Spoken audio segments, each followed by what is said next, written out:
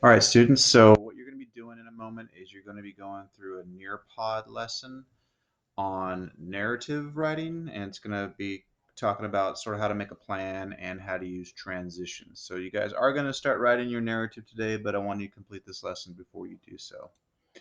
So how can you use, it's going to have you a guiding question. How can you use a plan and transition words to draft a narrative? So it's going to go through some slides. So I'm not going to read through all of them for you. I want you to read them. Remember, the way you get graded on this is if you go through and you actually participate and you read through all of them, it'll show me how much you participate and if you watch everything that's involved. Okay, so there's some, it talks about transition words. So you guys should know what transition words are. Make sure you go through both. There's two slides here to go through. And it's going to ask you some questions like what are some transition words you already know, and so you would type them in at the bottom here. And then let's see, it's going to ask you some open-ended questions. So what are some transition words you can include in your narrative about the Grand Canyon? um, it's going to ask you, let's see, some other ones. There's going to be a vocabulary video here you need to watch on transition words, just to kind of give you an idea, like what are some transition words you could be using, you know, what qualifies as transition words. So I think a lot of people just think it's, first, second, third, or first, next. There's lots of different words. So the purpose of transition words is to keep the reader sort of on track, to show a transition basically just means change. So whenever the story is changing, you need to sort of signal the reader so we know that. Then it's going to ask you some open-ended questions here.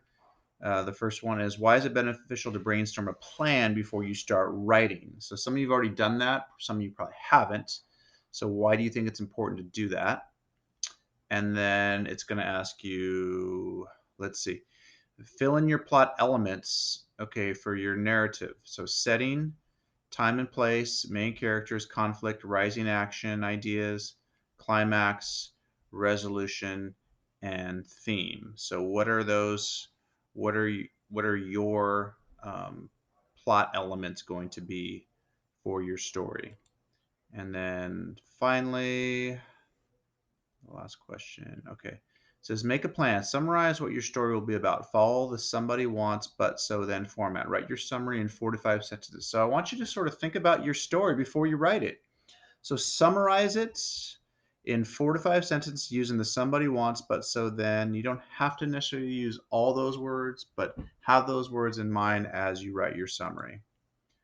Okay, and then quickly there's a poll, just like kind of how you're feeling about writing summaries, about drafting a narrative using a plan and using transition words. And then that's it. Okay, so after you do this, there will also be a Google Doc and another assignment. It'll just probably say like narrative Grand Canyon, and that's where you guys are going to write your narrative. And I'll let you know when it's due and all that. But that's where you're going to start drafting your narrative on a different Google Doc.